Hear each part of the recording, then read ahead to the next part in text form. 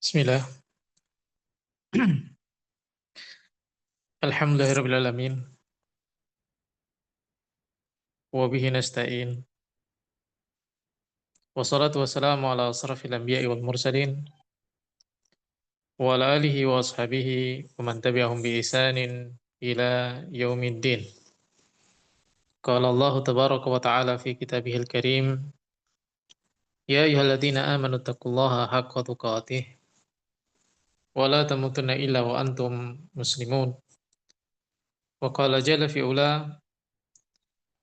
Ya ayyuhan nasu taqu rabbakumul ladzi khalaqakum min nafsin wahidah.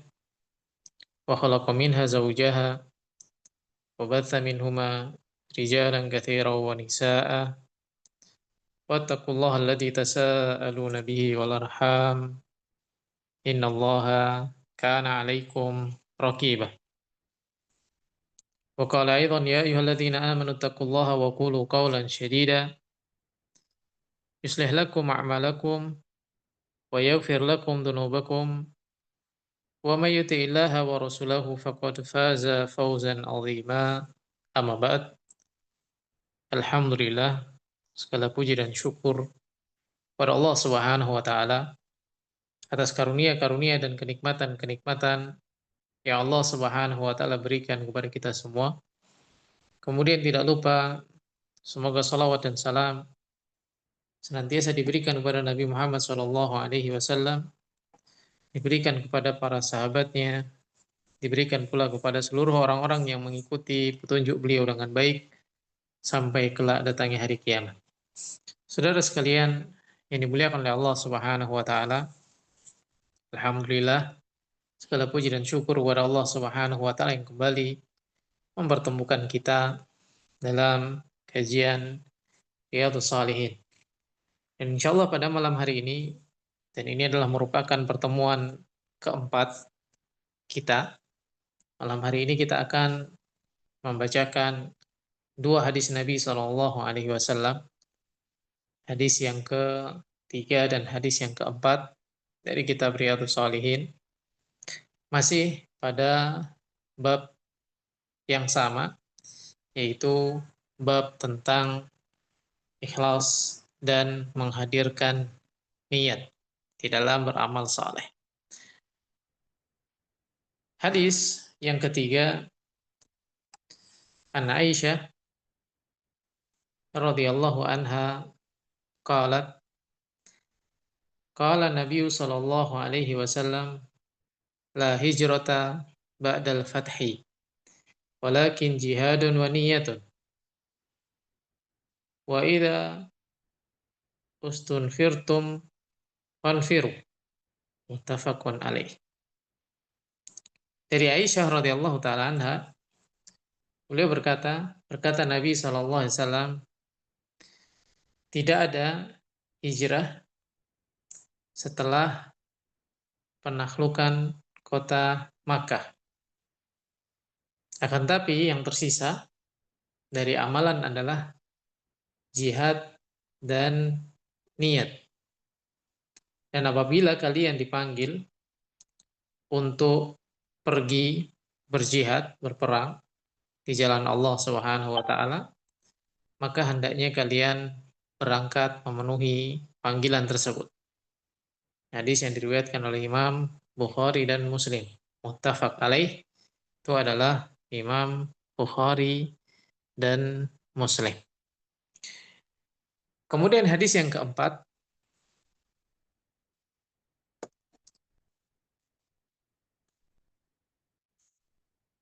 an Abi Abdillah, dari Abu Abdillah Al-Ansari radhiyallahu taala anhu. Qala kunna ma'a Nabi sallallahu alaihi wasallam fi ghazah. Faqala inna bil madinati larijalan ma sirtum masiran wa la qata'tum wadiyan illa kanu ma'akum habasahumul marad wa fi riwayah illa syarikukum fil ajr. Rawahu Muslim. Wa rawahul Bukhari, An Anas radhiyallahu anhu qala raja'na min ghazwati Tabuk ma'a Nabi sallallahu alaihi wasallam. Faqala inna aqwaman khalfana bil madinati ma salakna syi'ban wala wadiyan illa wahum ma'ana habasahumul udhru. Dari Abu Abdillah Al-Ansari radhiyallahu taala anhuma, beliau berkata, kami pernah bersama dengan Nabi SAW dalam suatu peperangan. Kemudian Nabi SAW berkata, sesungguhnya di kota Madinah ada orang-orang yang tinggal di sana, tidak ikut berperang bersama dengan Nabi SAW, tidak ikut menempuh perjalanan bersama Nabi SAW. Akan tapi, kata Nabi SAW, tidaklah kalian melewati suatu jalan atau melewati lembah, melainkan mereka semua yang berada di Madinah tadi senantiasa bersama dengan kalian. Apa maksudnya senantiasa bersama dengan kalian? Mendapatkan pahala semisal dengan pahala yang kalian dapatkan. Dan mereka itu tidak ikut berperang dikarenakan sakit. Dan di dalam riwayat yang lain disebutkan illa syarikukum fil ajri. Mereka semua itu mendapatkan pahala semisal dengan kalian. Jadi menyertai kalian dari sisi pahala. Di sini Nabi SAW secara ringkas menyampaikan kepada para sahabat radhiyallahu taala bahwasanya ada sekelompok orang yang tidak ikut berperang bersama Nabi SAW. Mereka berada di kota Madinah. Namun setiap kali Nabi SAW dan para sahabat melewati gunung, melewati lembah, melakukan sesuatu, maka orang-orang yang di kota Madinah tadi ikut mendapatkan pahala. Dan mereka itu tidak bersama dengan Nabi SAW dikarenakan sebab mereka sakit. Warwahul Bukhari, dan Imam Bukhari membawakan hadis An Anas, dari Anas radhiyallahu taala anhu, bahwasanya Anas berkata, kami pulang dari perang Tabuk bersama Nabi SAW. Jadi Anas bercerita setelah pulang dari perang Tabuk. Anas mengatakan, Nabi SAW bersabda, inna aqwaman, ada suatu kaum, khalfana bil Madinah, yang mereka itu ada di belakang kita di kota Madinah. Apa maksudnya ada di belakang kita di kota Madinah? Mereka tidak ikut bersama kita. Jadi mereka itu kita tinggalkan di kota Madinah. Yang mana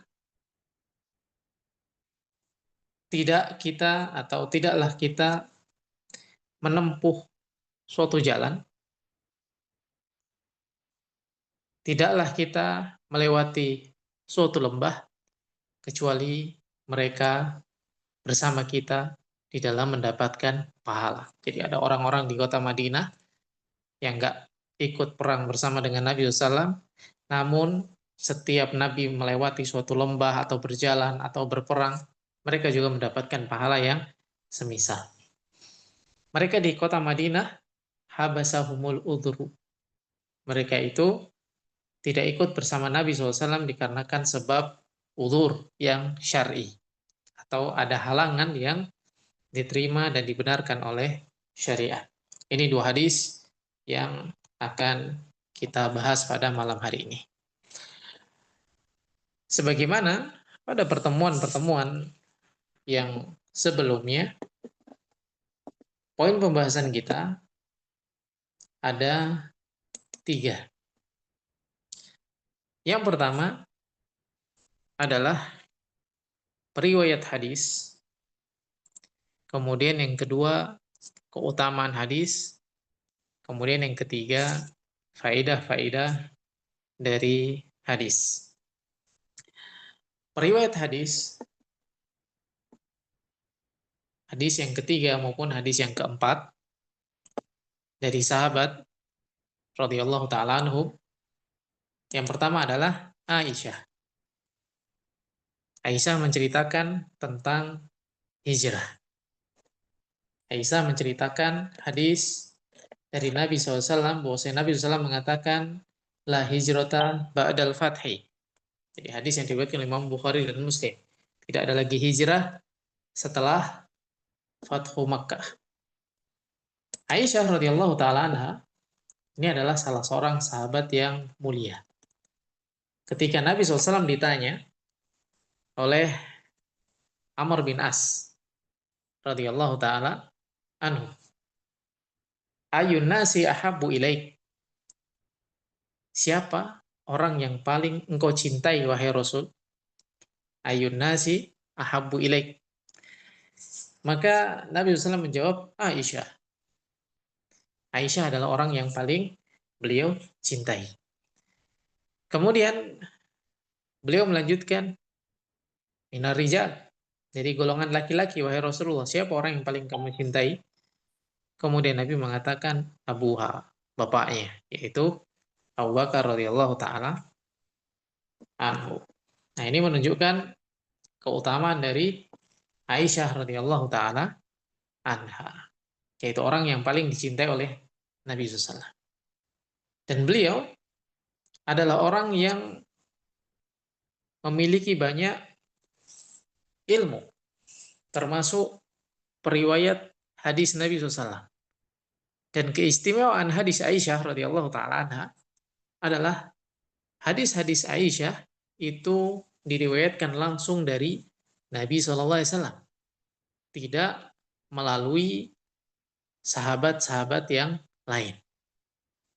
Jadi di antara para sahabat ada yang meriwayatkan hadis dari sahabat yang lain baru Nabi SAW. Namun kalau Aisyah radhiyallahu taala anha, maka hadis-hadisnya semuanya diriwayatkan langsung dari Nabi SAW. Dan Aisyah radhiyallahu taala anha adalah orang yang paling banyak meriwayatkan hadis Nabi SAW dari wanita. Jadi di antara wanita-wanita sahabat atau wanita-wanita sahabiyah, para sahabat wanita, yang paling banyak meriwayatkan hadis adalah Aisyah radhiyallahu taala anha. Bahkan Imam Az-Zahabi, semoga Allah Subhanahu wa taala merahmati beliau, menyebutkan hadis Aisyah di dalam kitab Sahih Bukhari dan Sahih Muslim itu ada sekitar 174 hadis. Jadi hadis yang diriwayatkan oleh Imam Bukhari dan Muslim.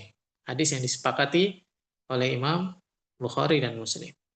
Kemudian yang diriwayatkan oleh Imam Bukhari saja, tanpa diriwayatkan oleh Imam Muslim, artinya hadis yang diriwayatkan oleh Imam Bukhari saja ada sekitar 54 hadis.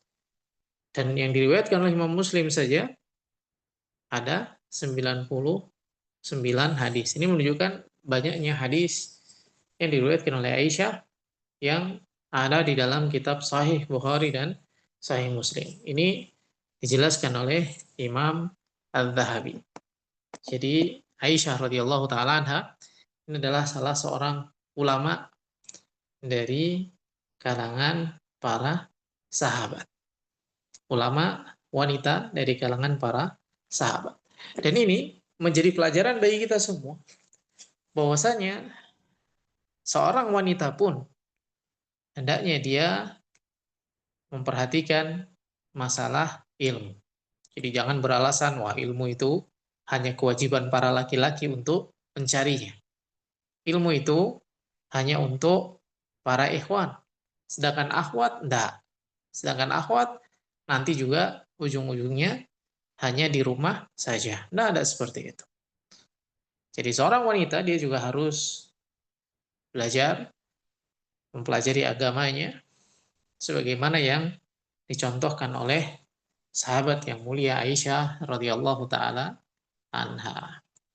Nah, kemudian sahabat yang kedua adalah Jabir bin Abdillah. Beliau memiliki kunyah Abu Abdillah.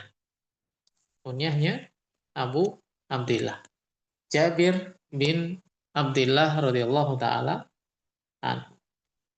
Dan beliau adalah merupakan salah seorang sahabat dari kalangan Ansar. Dan beliau termasuk salah seorang sahabat yang selalu mengikuti peperangan bersama dengan Nabi SAW. Hampir semua peperangan beliau ikut bersama dengan Nabi SAW. Dan hadis yang dibawakan oleh Jabir bin Abdillah itu diceritakan saat beliau dan Nabi SAW sedang dalam perjalanan perang. Ini Jabir bin Abdillah. Dan Jabir bin Abdillah ini merupakan salah seorang sahabat yang semangat di dalam mencari ilmu.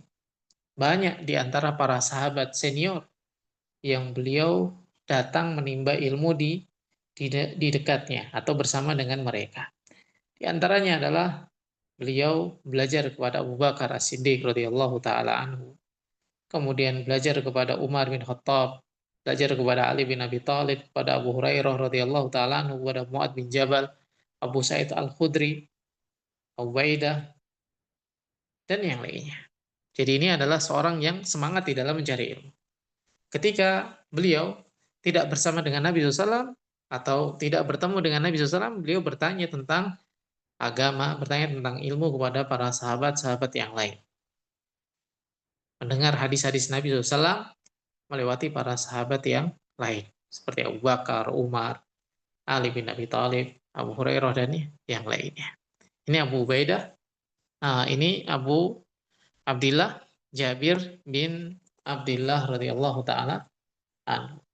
Demikian pula beliau termasuk salah seorang ulama yang memiliki banyak murid. Ulamanya para sahabat yang memiliki banyak murid. Di antara murid-murid dari Jabir bin Abdillah yang terkenal adalah Sa'id bin Al-Musayyib, kemudian Urwah bin Zubair, kemudian Mujahid, Atha bin Yasar, dan Atha bin Abi Rabah. Ini adalah para ulama tabi'in. Dan mereka itu juga merupakan orang-orang yang bersemangat di dalam mencari ilmu. Kemudian Jabir bin Abdillah merupakan salah seorang sahabat yang memiliki usia yang panjang. Dan dia menghabiskan usianya untuk mengajar ilmu yang beliau pelajari dari para sahabat radhiyallahu taala anhu yang lain dari Nabi SAW. Jadi Jabir bin Abdillah menjadi contoh bagi kita untuk memanfaatkan hidupnya di dalam dakwah. Memanfaatkan hidupnya di dalam berdakwah. Jadi menghabiskan usianya menjadi pengajar. Dan beliau merupakan marja. Marja itu tempat bertanya di dalam masalah-masalah agama. Ini Jabir bin Abdillah radhiyallahu taala anhu. Kemudian yang ketiga, Anas bin Malik radhiyallahu taala anhu. Anas bin Malik ini adalah salah seorang sahabat yang terkenal. Dan beliau ini adalah salah seorang pelayan Nabi SAW. Jadi orang tuanya mengirim Anas bin Malik radhiyallahu taala anhu agar beliau melayani Nabi SAW, agar beliau membantu Nabi SAW. Dan disebutkan bahwasannya Anas bin Malik termasuk di antara para sahabat yang banyak meriwayatkan hadis langsung dari Nabi SAW. Jadi banyak hadis yang dia riwayatkan dari Nabi Shallallahu Alaihi Wasallam. Bahkan disebutkan beliau termasuk di antara sahabat yang banyak meriwayatkan hadis oleh Imam As-Suyuti. Imam As-Suyuti menyebutkan al-muksiruna fir riwayah orang-orang yang banyak meriwayatkan hadis Nabi SAW, Abu Hurairah. Yang pertama adalah Abu Hurairah. Wa yalihi Ibnu Umar. Kemudian yang berikutnya adalah Ibnu Umar. Wa Anas. Kemudian yang berikutnya yang ketiga adalah Anas radhiyallahu taala anhu. Anas bin Malik radhiyallahu taala anhu. Kemudian sebagaimana Jabir bin Abdullah Al-Ansari, Anas bin Malik juga merupakan seorang yang bersemangat di dalam mencari ilmu. Tidak hanya belajar kepada Nabi SAW, Anas bin Malik juga belajar kepada Abu Bakar, kepada Umar, kepada Mu'ad bin Jabal, kepada Usaid bin Hudair, kemudian kepada Abu Talhah Al-Ansari, dan sahabat-sahabat yang lain. Dan Anas bin Malik mendapatkan keistimewaan doa dari Nabi Shallallahu Alaihi Wasallam. Sebagaimana hadis yang diriwayatkan oleh Imam Muslim, Nabi SAW mendoakan kepada Anas bin Malik, Allahumma, ya Allah, aksir malahu wa waladahu. Perbanyak harta dan anaknya. Wa barik lahu fima a'taitahu.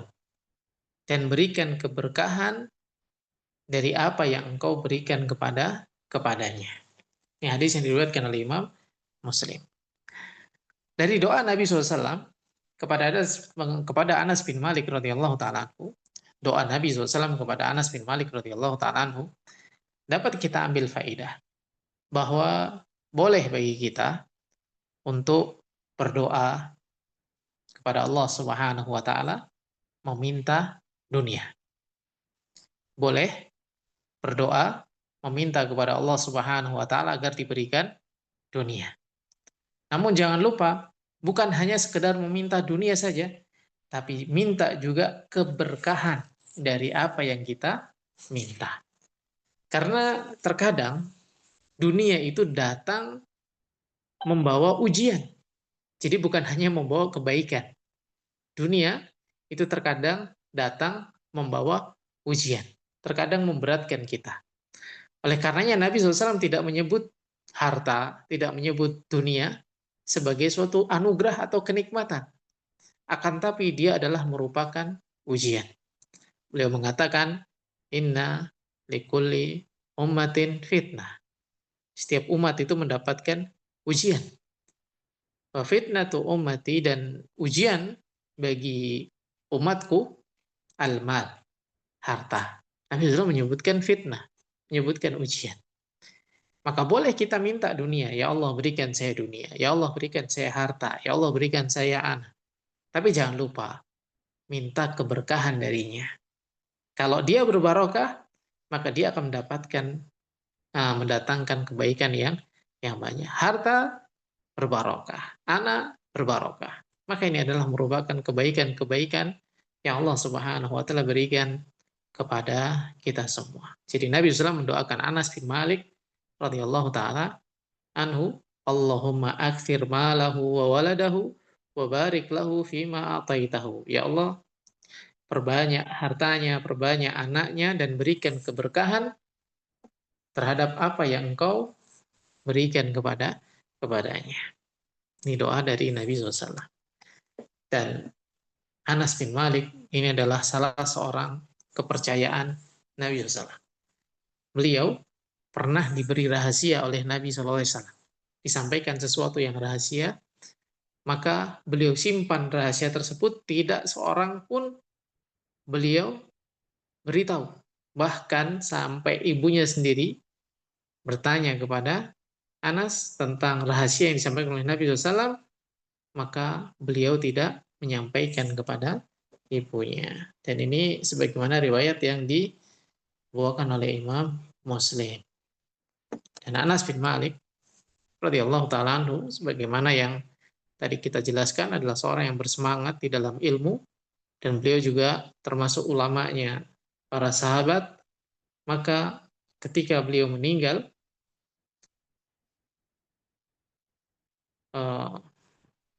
ada yang mengatakan tentang meninggalnya Anas bin Malik, "Dhahabal yaum nisfal ilm." Hari ini telah pergi separuh dari ilmu. Artinya ketika Anas bin Malik radhiyallahu taala anhu meninggal, maka orang-orang sangat kehilangan sumber ilmu. Hal ini sebagaimana yang dijelaskan oleh para ulama, diangkatnya ilmu itu bukan dengan diangkat secara langsung ilmunya, akan tapi dengan cara dimatikannya para ulama. Jadi ketika ada seorang ulama meninggal, maka saat itulah ilmu dicabut oleh Allah Subhanahu wa taala. Maka ketika Anas bin Malik radhiyallahu taala meninggal, dikatakan zahabal yaum, hari ini telah pergi nisful ilm, separuh dari ilmu. Ini menunjukkan betapa luasnya ilmu dari Anas bin Malik radhiyallahu taala anhu. Dan semangat para sahabat radhiyallahu taala dalam mencari ilmu ini harus kita ikuti, harus kita teladani. Mereka adalah sebaik-baik generasi pada umat ini. Kemudian adapun periwayat dari Imam ahli hadis, maka hadis Aisyah, hadis Jabir bin Abdullah, dan juga hadis Anas bin Malik, ini adalah hadis-hadis yang diriwayatkan oleh Imam Bukhari dan juga oleh Imam Muslim, dua ulama terkemuka di bidang hadis. Nah, selanjutnya, keutamaan hadis. Hadis yang ketiga, hadis Aisyah radhiyallahu taala anha, di antara keutamaannya adalah hadis itu memberikan kabar gembira. Di faedah atau keistimewaan dari hadis itu merupakan kabar gembira dari Nabi SAW. Bahwasanya nanti kota Makkah ini akan benar-benar terbebas dari kekufuran, terbebas dari kesyirikan. Dan dia akan menjadi negeri Islam sampai nanti hari kiamat. Jadi ini ada kabar gembira, berita gembira dari Nabi SAW, bahwasanya kota Makkah akan menjadi Darul Islam.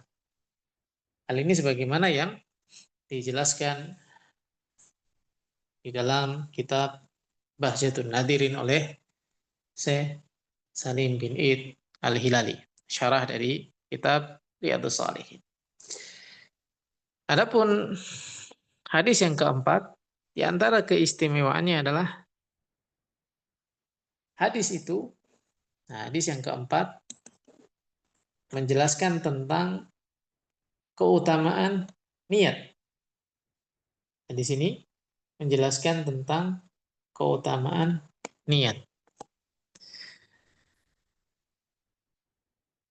Bahwasanya niat yang ikhlas dan keinginan yang kuat untuk melakukan suatu amalan, maka dia akan mendapatkan pahala sempurna. Meskipun ada manik, ada penghalang yang menghalangi dia dari melakukan apa yang sudah dia niatkan. Contoh, seseorang ingin berjihad, namun dikarenakan suatu keadaan menjadikan dia tidak bisa pergi berjihad, sakit misalkan, maka dia mendapatkan pahala jihad yang sempurna. Ini sebagaimana yang disebutkan oleh Nabi Shallallahu Alaihi Wasallam. Ini keutamaan hadis. Selanjutnya, pelajaran-pelajaran berharga atau faidah-faidah yang bisa kita ambil dari hadis-hadis tersebut. Faidah dari hadis yang ketiga.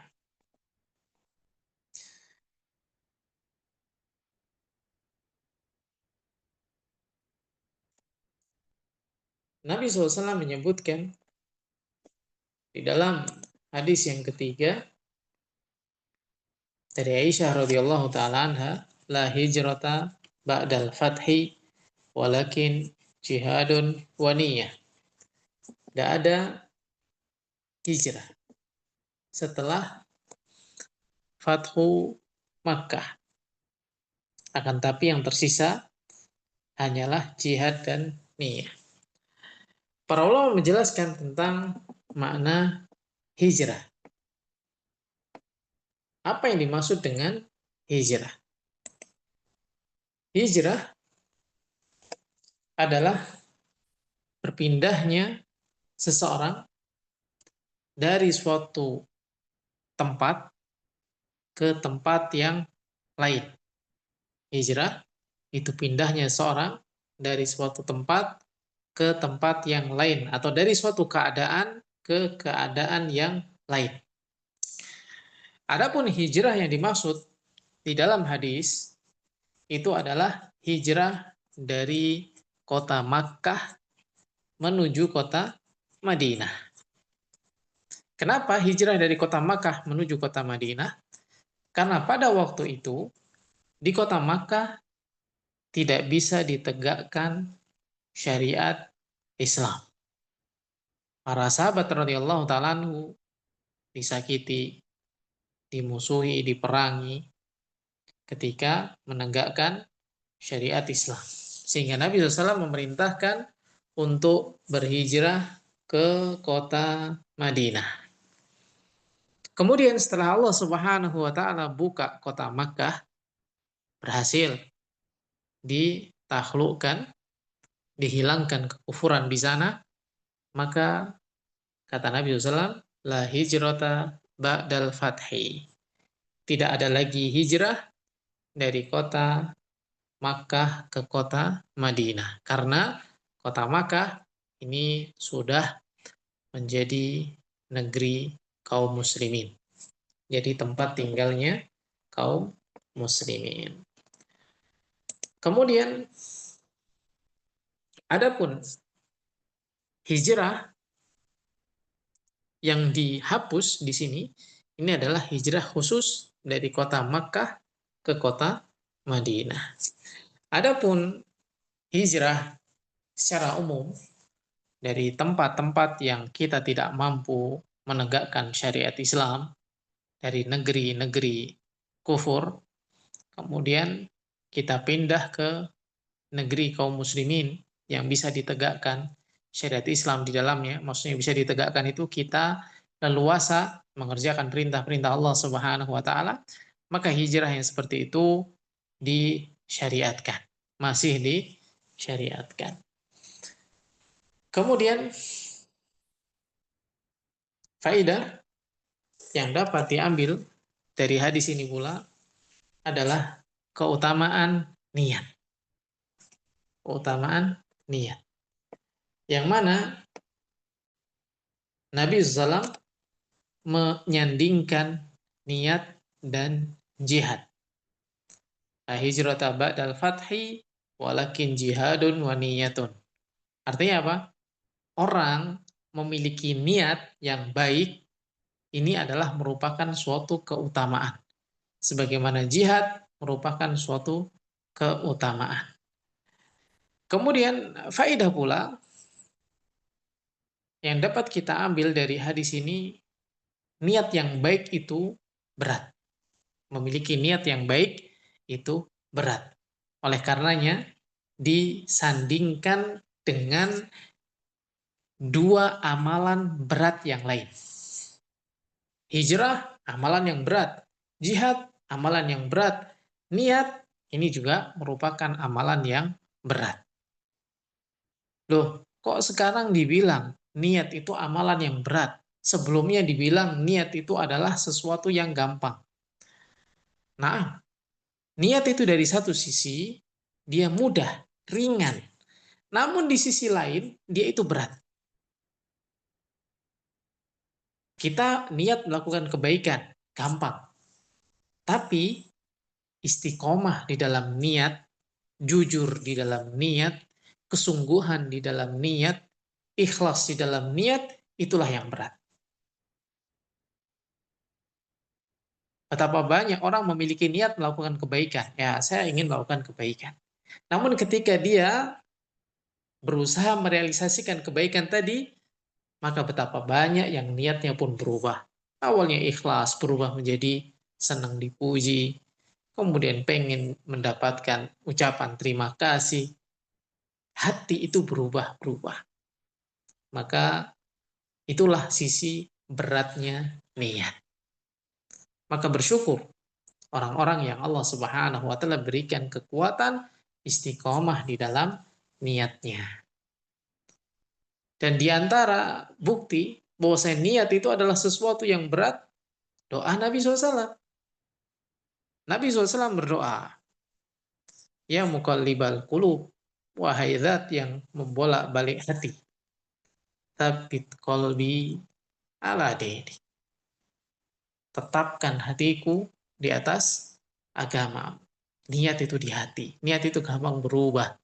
Nabi SAW berdoa agar terjaga istiqomah.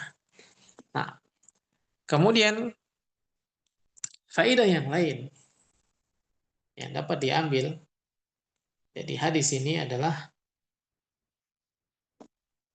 suatu amalan itu dinilai berdasarkan niatnya. Suatu perbuatan dinilai berdasarkan niatnya. Hijrah dilihat niatnya. Jihad dilihat niatnya. Kalau hijrah niatnya nggak benar, niatnya untuk dunia, sebagaimana yang kemarin telah kita jelaskan, dia mendapatkan dunia. Demikian pula jihad. Kalau niatnya untuk dunia, maka dia mendapatkan dunia. Jadi niat ini adalah suatu yang sangat penting untuk kita perhatikan. Karena dia penentu benar ataukah tidak amalan yang dilakukan oleh seorang. Dia penentu mendapatkan pahala ataukah tidak amalan yang dilakukan oleh seseorang. Nah, ini beberapa faedah yang dapat diambil dari hadis yang ketiga. Kemudian hadis yang keempat, tadi telah kita jelaskan secara singkat, orang-orang di kota Madinah tidak ikut berjalan bersama dengan Nabi SAW. Ada orang-orang di kota Madinah yang tidak ikut berjalan berperang bersama Nabi SAW. Namun, niat mereka menjadikan mereka mendapatkan pahala yang sempurna. Keinginan mereka untuk pergi bersama dengan Nabi SAW, untuk berjihad bersama Nabi SAW. Namun qadarullah, mereka sakit sehingga tidak bisa pergi, maka mereka mendapatkan pahala yang sempurna. Maka orang yang memiliki niat yang saleh, niat salihah, jadi niat yang benar, niat yang jujur, maka Allah Subhanahu wa taala memberikan pahala yang sempurna dari apa yang dia niatkan. Di dalam kitab Arba'in An-Nawawiyah, di sana dibawakan suatu hadis dari Nabi Shallallahu Alaihi Wasallam. Hadis yang menjelaskan tentang man hamma bil hasanah. Barang siapa yang memiliki niat untuk melakukan suatu kebaikan, alam ya'malha, namun dia belum melakukannya. Maka kata Nabi SAW, orang tadi dicatat hasanah kamilah. Satu pahala yang sempurna. Kalau dia merealisasikannya, maka dilipat gandakan sampai 10 kali lipat. Jadi faedah dari hadis yang keempat, diantaranya adalah apabila seorang memiliki niat untuk melakukan sesuatu, namun ternyata dia terhalangi dari melakukan sesuatu tersebut, maka dia mendapatkan pahala yang sempurna. Kemudian Nabi SAW juga menjelaskan tentang orang-orang yang sakit. Di dalam hadis tersebut dijelaskan orang-orang yang sakit. Sehingga dia tidak bisa melakukan suatu amalan yang kalau mereka sehat, mereka bisa melakukannya. Jadi, ketika seseorang sehat, dia bisa melakukan suatu ibadah. Maka ketika seseorang sakit, dan dia memiliki keinginan untuk melakukan ibadah tersebut, dan dia tidak bisa melakukannya dikarenakan sebab sakit, maka dia tetap mendapatkan pahala yang sempurna.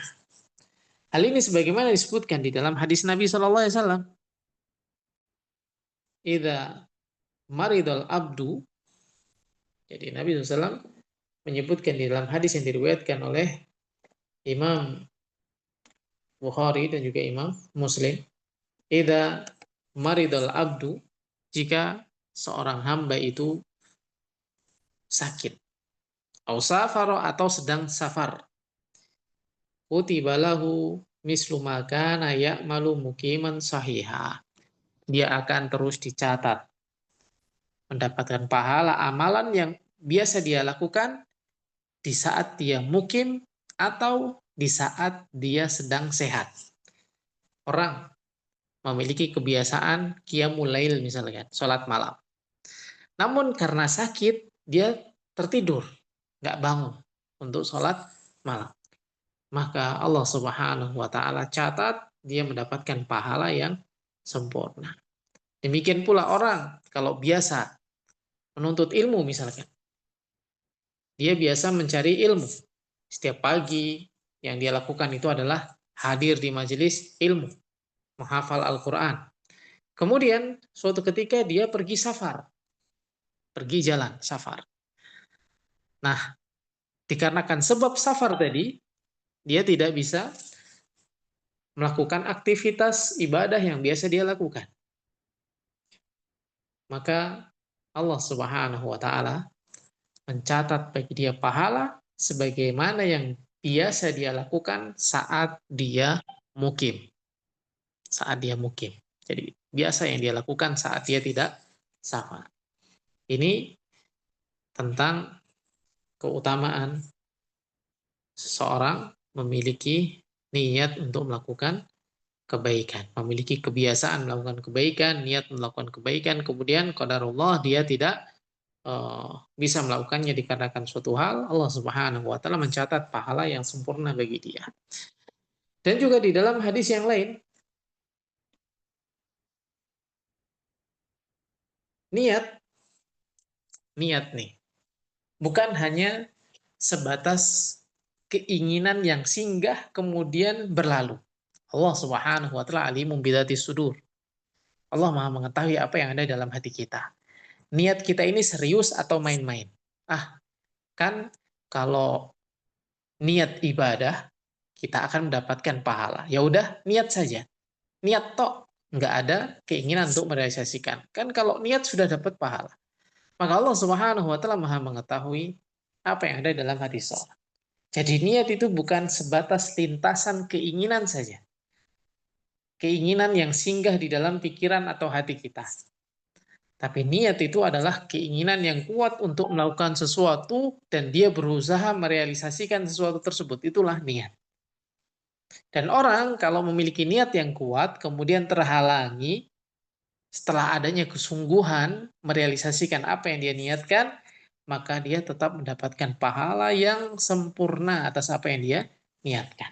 Hal ini sebagaimana disebutkan oleh Nabi SAW dalam hadis yang diriwayatkan oleh Ibnu Majah. Man ata firasahu, barang siapa yang datang ke tempat tidurnya, wa huwa yanwi an yakuma fayusalli minal lail, kemudian sebelum tidur itu dia punya keinginan kuat, punya niat untuk bangun dan sholat malam.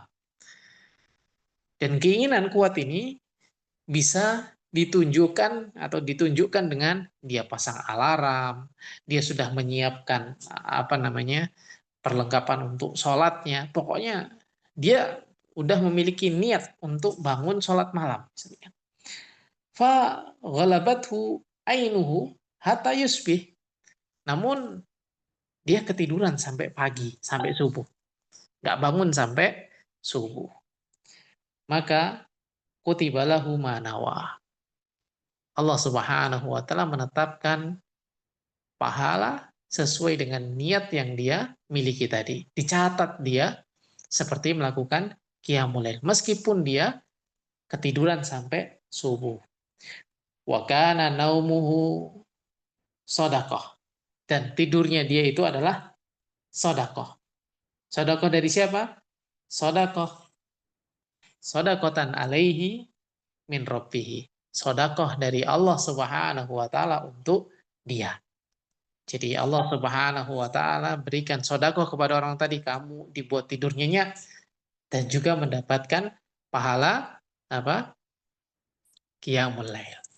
Hal ini semisal dengan orang yang puasa, kemudian dia lupa makan dan minum sampai kenyang. Maka makan dan minum yang kenyang itu adalah sodakoh dari Allah Subhanahu wa Ta'ala kepadanya. Tidak membatalkan puasa. Pahalanya tetap sempurna. Wallahu Ta'ala a'lam. Ini beberapa faidah yang dapat kita ambil pada kesempatan malam hari ini. Hadis yang ketiga dan hadis yang keempat. Bahwasanya niat yang benar, niat yang jujur yang dimiliki oleh seorang ini menjadikan dia mendapatkan pahala yang sempurna meskipun dia tidak mampu atau terhalangi dari merealisasikan apa yang dia niatkan tersebut. Wallahu ta'ala a'lam. Barakallahu fikum. Nah, barangkali ada yang ditanyakan sebelum kita tutup.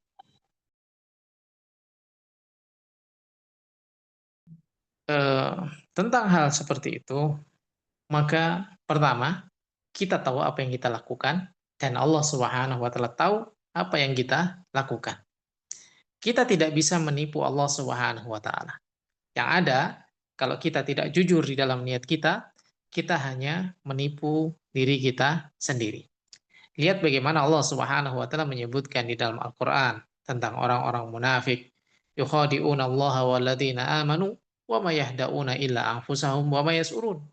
Mereka itu berusaha menipu Allah dan menipu orang-orang yang beriman, tapi tidaklah mereka menipu kecuali diri mereka sendiri. Kalau tren yang berlaku pada zaman sekarang, apa, self reward kan gitu, memberikan apa, hadiah atau penghargaan kepada diri sendiri, makan makanan yang enak agar semangat beribadah. Kalau niatnya lillah, maka dia pun akan mendapatkan pahala ibadah. Namun kalau niatnya ikut-ikutan tren gitu kan, biar keren dan yang lain sebagainya, kemudian kata-kata biar semangat ibadah itu hanya hiasan bibir saja, maka Allah Subhanahu wa Ta'ala Maha mengetahui apa yang ada di dalam hati kita. Intinya, segala hal yang hukum asalnya mubah, hukum asalnya boleh, kemudian diniatkan untuk ibadah, maka dia bisa mendapatkan pahala ibadah. Nah, barakallahu fikum, wallahu a'lam. Niat yang dimiliki oleh seseorang itu tidak menghalalkan yang Allah Subhanahu wa Ta'ala haramkan. Niat itu tidak menghalalkan apa yang Allah Subhanahu wa Ta'ala haramkan. Di dalam kaidah fikhiyah disebutkan al-ghayah la tubarrirul wasilah.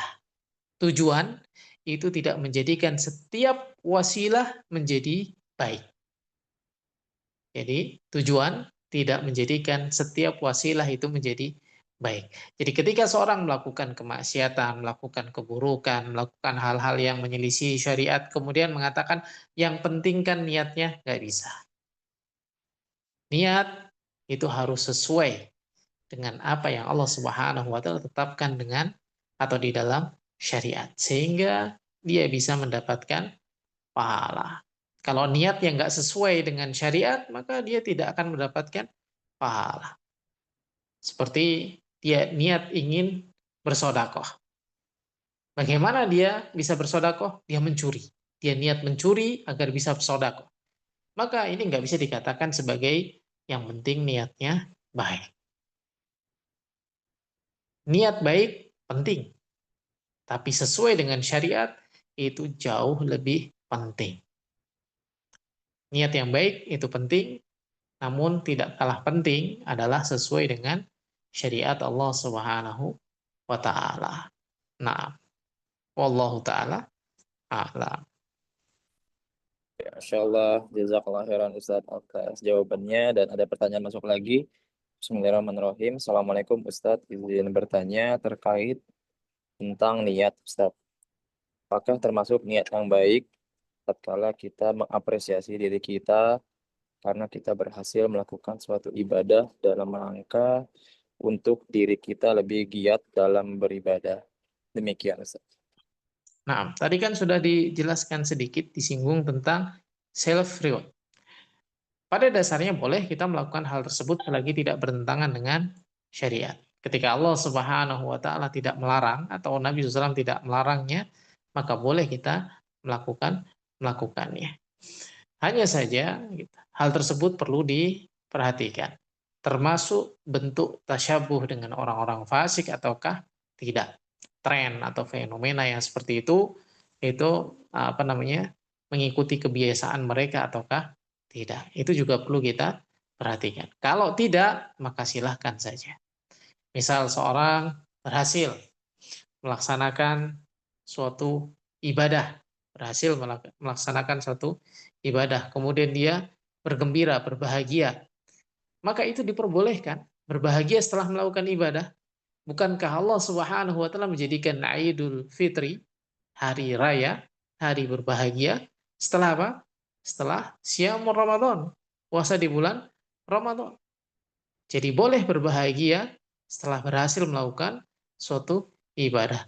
Namun perlu diperhatikan, kebahagiaan kita setelah melakukan ibadah ini mengandung unsur-unsur yang menyelisihi syar'i ataukah tidak. Jangan sampai kita kena syubhat atau was-was dari setan. Setan membisikkan, ayolah, kamu udah berhasil puasa Senin, Kamis. Nah ini berhasil puasa hari Senin, hari ini gitu kan. Ayo kita memberikan penghargaan. Kita buka di kafe. Nah, akhirnya dia buka puasa di kafe. Kemudian buka puasa di kafe, nunggu makanan sampai lewat waktu maghrib, misalkan seperti itu, sampai isya dan lain sebagainya. Akhirnya apa? Banyak hal yang tidak dia lakukan. Dia hanya nongkrong, duduk, dan melakukan hal-hal yang kurang bermanfaat. Maka itu bukan self-reward. Memberikan penghargaan kepada dirinya sesuai dengan apa yang diinginkan di dalam syari. Namun secara umum, boleh kita memberikan penghargaan bagi diri kita agar kita lebih semangat untuk beribadah. Niat yang baik apabila tidak bertentangan dengan syariat Allah Subhanahu wa taala, maka dia bisa bernilai ibadah. Nah, barakallahu fikum wallahu a'lam. Jadi intinya gitu kan, segala hal yang tidak bertentangan dengan syariat, ketika membuat kita bersemangat untuk melaksanakan ibadah, maka itu bisa bernilai ibadah. Namun kalau misalkan healingnya itu malah membuat seseorang lupa, membuat seorang itu lalai, misalkan seperti itu, membuat seorang semakin jauh dari Allah Subhanahu wa taala, maka tentu ini bukan sesuatu yang baik, bukan sesuatu yang bernilai ibadah. Misal dia suntuk, misalkan dia suntuk, futur gitu kan, mulai lelah dengan aktivitas harian gitu kan, yang yang biasa dia lakukan, maka dia pergi healing gitu kan, pergi healing, pergi ke misalkan ke laut, ke gunung untuk kembali mengingat kebesaran-kebesaran Allah Subhanahu wa taala. Maka kemudian muncul semangat untuk beribadah kembali dan itu tidak bertentangan dengan syariat Allah Subhanahu wa taala, maka itu diperbolehkan, nggak masalah. Namun jika dia pergi ke tempat-tempat yang malah isinya hal-hal yang maksiat misalkan, maka itu bukan healing yang diperbolehkan di dalam syariat. Dan Allah Subhanahu wa taala telah menjadikan ketika seseorang suntuk, capek, lelah, itu ada suatu tempat yang apabila dia kunjungi, maka dia akan mendapatkan keterangan di dalamnya, yaitu tempat sholat. Bukankah Nabi SAW mengatakan, Ju'ilat qurrata aini fis sholah, Allah menjadikan penyejuk mataku ada di dalam sholat. Dan beliau juga mengatakan kepada Bilal, ya Bilal, arihna bis shalah, wahai Bilal, istirahatkan kita semua dengan sholat. Ini sholat adalah tempat yang mendatangkan ketenangan, kenyamanan. Ketika seorang sholat tidak menjadikan dia tenang, ketika seorang itu sholat tidak menjadikan dia itu nyaman, maka perlu diperhatikan kembali apa yang salah di dalam dirinya. Padahal Allah Subhanahu wa taala apa? Menjadikan salat sebagai wasilah untuk ingat kepada Allah. Dan orang-orang yang ingat kepada Allah Subhanahu wa taala itu akan mendapatkan ketenangan di dalam hatinya. Allah menyebutkan wa aqimis salata li dzikri, dirikan salat agar kamu senantiasa ingat kepadaku, dan Allah Subhanahu wa taala juga menyebutkan bahwasanya zikir ala bidzikrillahi tatmainnul qulub. Dengan mengingat Allah, hatimu akan tenang. Nah, wallahu taala a'lam. Nah, berpindah niat dari sholat wajib ke sholat sunnah itu diperbolehkan. Yang tidak diperbolehkan adalah berpindah niat dari sholat sunnah menjadi sholat wajib. Ini sebagaimana dijelaskan pada pertemuan yang telah lalu. Jadi kalau misalkan seorang sholat zuhur nih, dia masuk masjid sepi, nggak ada orang, kemudian udah masuk waktu sholat, dia awalnya niat sholat zuhur, ya kan? Dia nggak tahu masjid itu sudah sholat ataukah belum. Yang jelas dia datang ke masjid, nggak ada orang kan gitu. Akhirnya dia sholat sendiri, sholat apa? Zuhur. Kemudian setelah satu rakaat, nah, tiba-tiba datang beberapa orang kan gitu, datang beberapa orang yang dia mau sholat zuhur di sana kan gitu. Datang beberapa orang yang mau jamaah, ya jamaah di situlah mau sholat. Kemudian dia pun merubah niatnya yang awalnya sholat zuhur, dia ganti dengan sholat sunnah.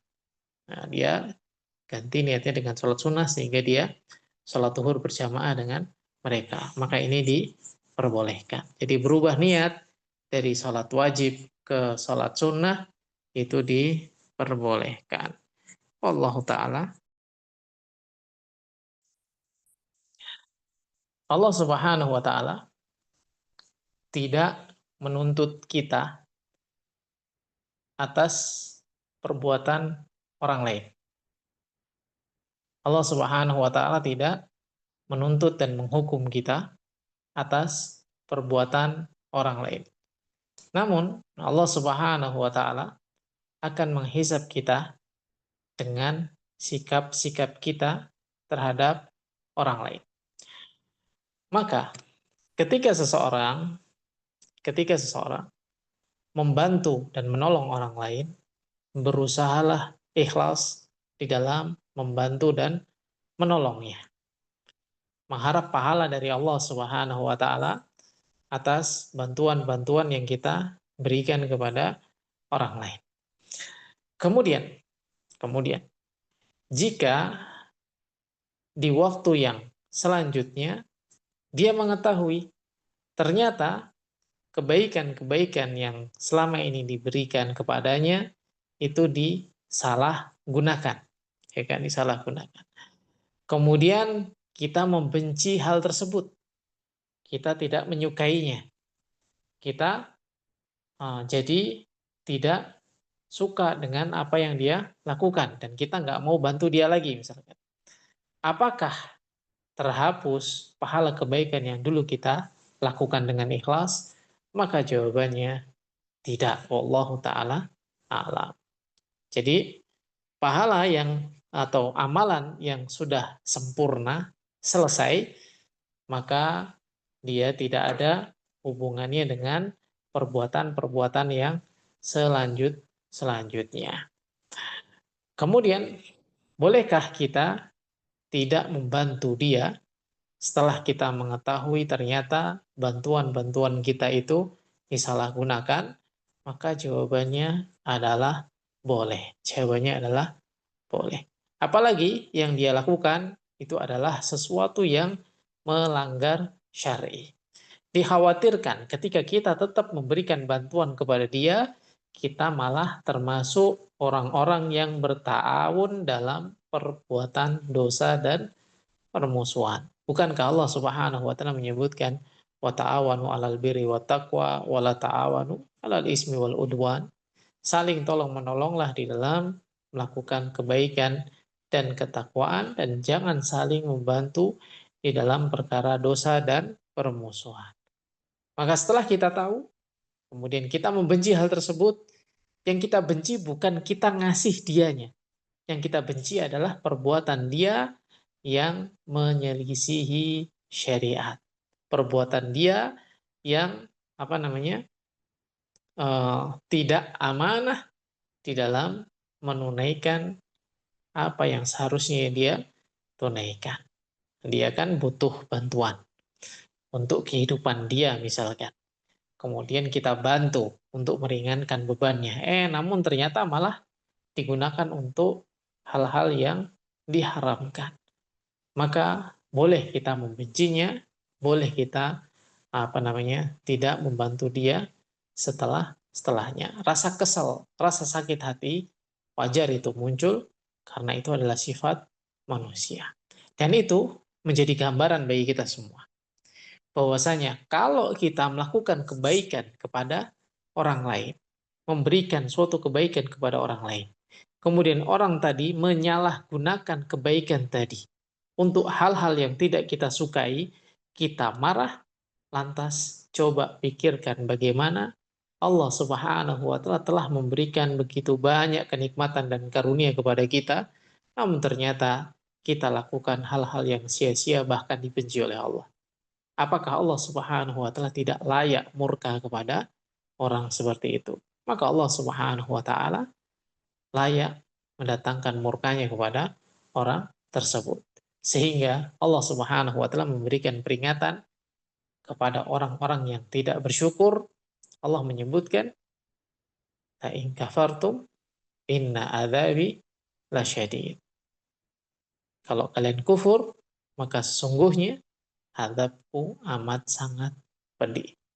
Allah Subhanahu wa taala menyebutkan, "La in syakartum la azidannakum wa la in kafartum inna adzabi lasyadid." Allah taala, Allah Subhanahu wa taala memerintahkan kita untuk melakukan ibadah ketaatan. Dan Allah Subhanahu wa taala menjadikan ada di antara kita semua yang memiliki kemampuan maupun kesempatan yang berbeda satu sama lain.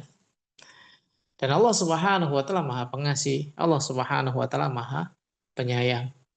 Sehingga Allah Subhanahu wa taala memberikan kepada kita semua kesempatan yang sama untuk mendapatkan pahala dari apa yang Allah Subhanahu wa taala perintahkan. Kita ambil contoh. Allah perintahkan kepada kita semua untuk mencari ilmu. Allah perintahkan kita semua untuk berjihad. Allah perintahkan kita semua untuk melakukan ketaatan, kebaikan-kebaikan, membantu orang lain. Dan Allah Subhanahu wa taala tahu kita tidak memiliki kemampuan dan kesempatan yang sama. Ada kalanya dia lemah sehingga dia tidak mampu berjihad. Ada kalanya dia tidak memiliki harta sehingga tidak mampu membantu orang lain. Ada kalanya dia sakit sehingga tidak bisa menuntut ilmu. Maka penghalang-penghalang dari melakukan ketaatan, melakukan kebaikan, melakukan suatu ibadah yang Allah berikan kepada seseorang, itu tidak menghalangi dia mendapatkan pahala dari ibadah tersebut.